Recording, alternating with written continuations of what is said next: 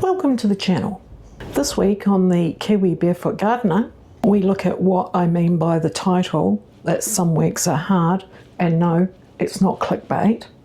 We pot up some of the remaining strawberries that got neglected, and we start a new project, Operation Rescue Blueberries. Come potter with me in the garden.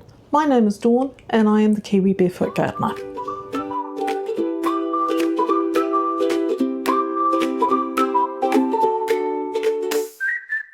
Good afternoon, it's Wednesday. So, as I said way back in vlog number 1, this is warts and all, this vlog, so I just thought I'd let you know why the title was what it was, and that this week's vlog is probably going to be rather shorter than usual. We'll see how we go for the next couple of days. It's only Wednesday, it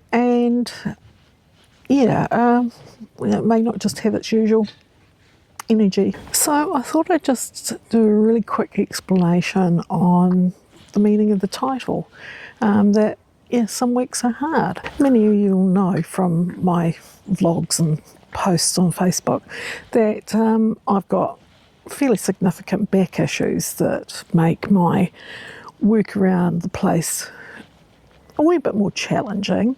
But I work around it, and I've got my chair and I do raised bed gardening and I use no dig, etc. So that sort of thing is doable. However, what's not so obvious, well, it's not obvious at all really, is I have a rare condition called FPIES, which I developed in October 2024. So this week's been hard for that reason. My FPIES has been playing up, and you'll be asking, what the hell is FPIES? Well, I've written a few things down so I can read them to you so that it makes a bit more sense, and I actually make sense too.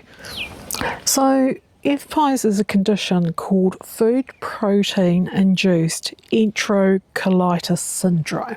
Bit of a mouthful, hence why it's called FPIES. Some people may have heard about it because it's a thing that kids can get. It's rare in kids as well, even rarer in adults. It's a condition where you react to protein. So for kids, it often first hits when they're introduced to solids. For kids, it can be things like oats, dairy, eggs, that sort of thing. In adults, it's different. It can hit at any age. It tends to be more dominant, more prevalent, I should say, in females than males. And that it usually first shows up as a reaction to fish, often shellfish, but not always. The really big thing about FPIES in adults is that it is rare, so there's not a lot of research, and it's only really been recognised since probably the last decade or so. So what does FPIES do as far as the protein's concerned? Well, it's an allergic reaction, but it's not like the allergic reactions you see with antibiotics and bee stings, etc., where people come out in hives, rashes, and may or may not have breathing difficulties. It does none of that. It is strictly a reaction that occurs in your gut, basically from your stomach down. What happens is that your immune system throws a tantrum at the proteins that is in your digestive system, and when it throws a tantrum at the proteins, it does a couple of things. It makes you throw up, not always, but most of the time, and because of the huge amount of fluid that the body draws into the gut, it can make you go the other way as well, just as bad, and you can, in severe cases, because there's so much fluid going in your gut and out of you, either end, that your blood pressure will drop and you can collapse and pass out.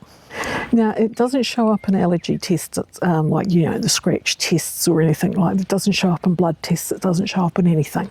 The only way that it can really be diagnosed is through food diaries and, unfortunately, eating the food and seeing what happens. The unusual thing about it in adults is that it's usually foods that you've eaten all your life. So for me, it's fish, it's oats, peanuts, and more recently I've had reactions to low-grade reactions to mushrooms and red kidney beans. Now, there's no treatment for it. You have to stay away from the food, the trigger food, which at home is easier. Going out can be a bit of a what's in that food sort of a questionnaire to the person who's serving you. And because it's foods that you've eaten forever, all your life, that can suddenly become a trigger, it can be a bit of a minefield. So the reason I'm not feeling good this week is that I've got a new trigger, and that was the red kidney beans. This time last week, I had something that we've eaten for years, nachos, and we had red kidney beans in it, and I reacted to them. So after the initial reaction, which is a bit like food poisoning on steroids, you often feel really washed out for days or a week or more. I'm coming up to just on a week when I'm recording this. And yeah, you feel washed out, you get brain fog, you've got no energy, and it's just don't like you, really. And they let you know about it. Okay, so that's enough of me whittering on. I just thought I'd explain the title because I don't believe in clickbait titles or anything like that. I just wanted to let you know that, yeah, this week's been hard. And I love doing these vlogs, so I'm out in the sun enjoying it at the moment on Wednesday afternoon, and I'm going to see how much of the strawberries that are left over from last week are still viable and need potting up because they got a bit neglected over the last 5 days or so. They might be okay, they might not be, but we'll see how we go. Good afternoon again. You would have seen my wee bit before. Right, I had planned to finish potting up the strawberries, those that have been stuck in the container for about 5 days.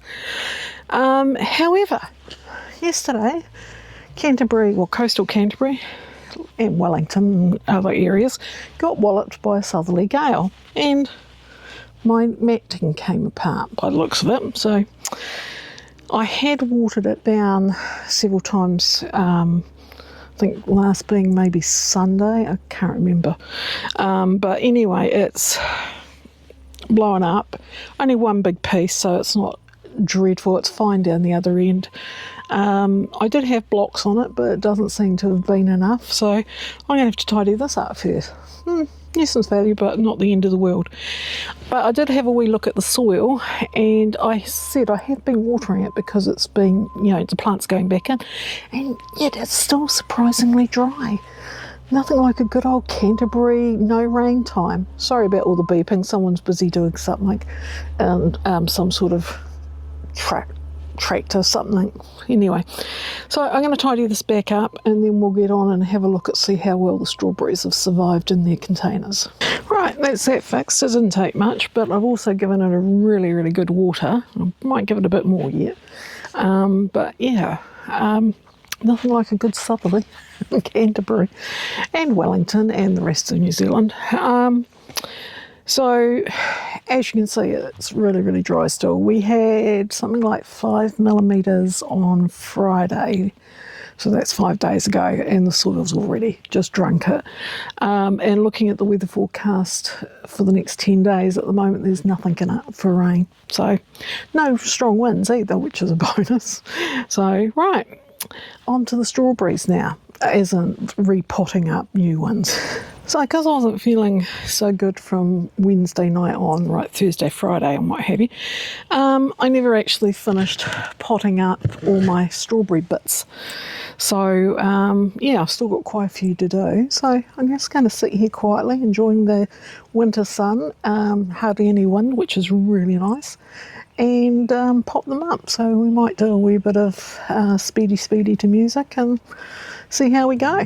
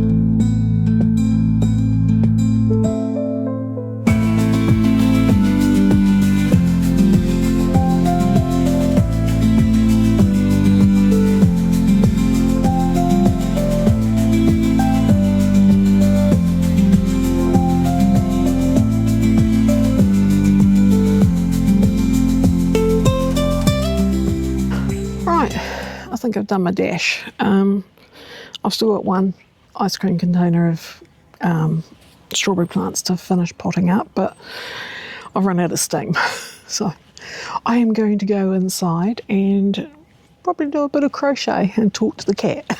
Otherwise, I am planning to come back out tomorrow.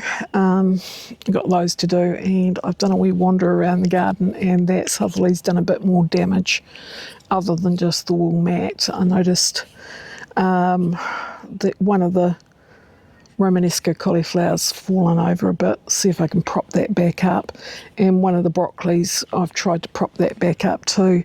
So yeah, and the whole place just needs a damn good water. So I'll start that tomorrow morning and just potter around. It's meant to be a bit like this again tomorrow. So, you know, no screaming wind, not too hot, not too cold. So I'm just going to go and enjoy it. I'll catch you tomorrow. Right, so I'm down the bottom end of the garden. We're probably leaning a bit, but the section here is sort of quite steep. So I've set it up as best I can according to the wee level thing at the back. It's level, but it doesn't feel level, and I don't feel level. So we're down here because of the blueberries. I'm not happy with them, and they're not happy either. So last winter I dug one of them out because it was looking really poor, and I put a new one in, and I put the poorly one up in the pot on the deck. Now it did a wee bit better than the two here. The one that I left and the new one are both looking really sick, and while I was feeling sick, I sort of thought, why is that? And thought they've had the best of soil, everything like that. They've had peat, so I've been trying to address the issue that they need acid and what have you. Anyway, I did a lot more research, and I went, I've been killing them with kindness, really. They don't like the soil I've been putting them in, and adding the peat isn't really compensating for what I have been doing to them with the base soil. I thought, okay. And of course, another issue is that they're in a wee bed that's down a step from my backyard flower bed, and all the seeds dump into there, and I just don't keep it weeded enough, so they get a lot of competition from the flowers. So I thought, okay, I need to do something about this. So the first thing I'm going to do is I'm actually going to dig them out. Not today. I'm just waiting for some bigger pots. I've ordered some 50-litre pots, and I'm going to actually pop them on the deck, and because 50-litre pots are way too heavy for me to move around easily, I'm going to get some heavy-duty roller casters for pots so that I can move them around. Excuse the seagulls, they're really busy today. I'm not sure what their problem is, but they're letting the world know about it, especially one or two. So, as I said, these seagulls are really going for it. Anyway, distraction, come on. I'm going to put them on the deck in these 50-litre pots with the rollers, so I can move them if I need to without breaking my back or breaking anyone else's back in the family. So with that, it takes the competition away from the other stuff, but I do need to address the soil. So I've done quite a bit of research in the last 3 or 4 days, and I am going to put a completely different mix in than what I normally do. And normally I put in my super grow, and then I just throw in loads of peat to try and address the acidic thing. So apparently they don't particularly like the rich organic soil. Yeah, as I said, I've been killing them with kindness. So I've looked up a mix and suggested stuff, and I hope it's going to work. But it is mainly really, really fine bark, mulchy bark, you know, sort of broken really, really down a lot. Then it's got pumice in it, pumice sand type thing, and then it's got peat in it. And apparently the blueberries like this because A, it's really, really acidic, it's low in nutrients, which they prefer, and it's free drainage, which is what the pumice thing does for it, and with the peat it also helps. And I'm going to try and get pine bark mulch, which would be even better because pine is very acidic and should like it. So it's meant to mimic what blueberries like, which is the forest floor type thing, which you would think is actually quite rich in mulch, but apparently anyway, going to try it. They're not happy here, they're half dead already, so I'm not going to lose anything.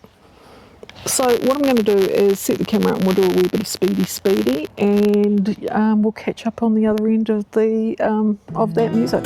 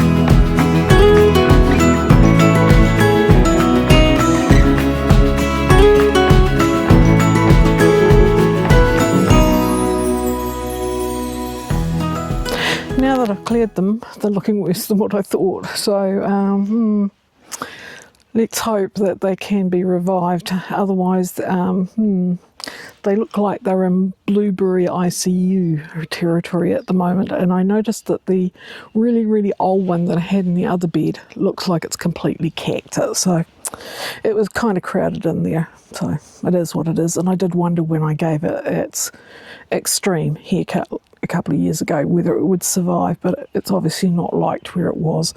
But I'll see if I can rescue these two. The one that's already on the deck, it's looking better, but it does need to go into a bigger pot anyway. It went in that smaller pot just for a year. So yeah. So I will leave that there today, and we'll catch up again early next week. Well, it's that time of week for a cuppa and a chat. I won't call it coffee because I've got tea. Now, it's actually Saturday afternoon, and the reason being, not because I'm behind filming or doing the recording this week, is that my first attempts of recording the intro and the outro yesterday, thinking I was getting well ahead of myself, turned out to be a bit of a disaster because of sound issues. Now, while I could re-record the intro and the outro, unfortunately I couldn't re-record the bit about the blueberries, so please excuse me for the crappy sound. I did remove the worst of the offending snippets with that, but to try and make it make any sense, I had to leave some of it in. And yeah, it was a bit of a shame because it was quite a good wee segment before I had to hack out a good hunk of it because of that. So what did we get up to this week? Well, first of all, we had the discussion about why the vlog is shorter this week, and why I was feeling crappy, etc. But it is now Saturday, and yesterday I was feeling way much better. So really, really happy about that. And thank you to everyone on my Facebook page who sent their best wishes, etc. Really appreciate it. The other thing we got up to was trying to rescue some of those poor strawberry plants that had got neglected for about 5 or 6 days. These were my extras. I'd already potted up quite a few, but these were my leftover extras that were stuck out there because I just wasn't feeling up to it. But we'll see how they go. They may or may not make it. It's not the end of the world if they don't. My next bit was looking at my Operation Rescue Blueberries and starting that. So, as I said just before, unfortunately, a good bit of the sound and segments I had to take out because of the sound. But I did clear away all the offending plants to expose the blueberries. And yeah, they're not looking good. It's a bit of a shame, but I'm hoping that if I repot them then we can, they'll get some sort of result better than what they're getting at the moment. I hope to do that, but next week. I'm hopefully collecting everything this week for it, and if the weather plays the game and I can get everything I need, then we'll pop them up and have a look at that next week's vlog. Also in next week's vlog, I'm planning to prune the currants, so the red currants and the black currants, so that they're all set for their winter. And as long as the weather behaves, I can't see any reason why we shouldn't. Just like to thank everyone who's subscribed today. It's awesome. I just love seeing that number going up. It just makes me feel, But yeah, it's just nice to see that people are enjoying what I'm actually producing. If you're new to the channel or you're revisiting and haven't subscribed yet, do please consider subscribing. It helps towards keeping the channel going, and it is actually free to subscribe despite the fact they use that word subscribe. If you want to catch up with what I do on a daily basis, come over onto my Facebook page, also known as the Kiwi Barefoot Gardener, and if you would like, click that follow button and you can see what I'm doing.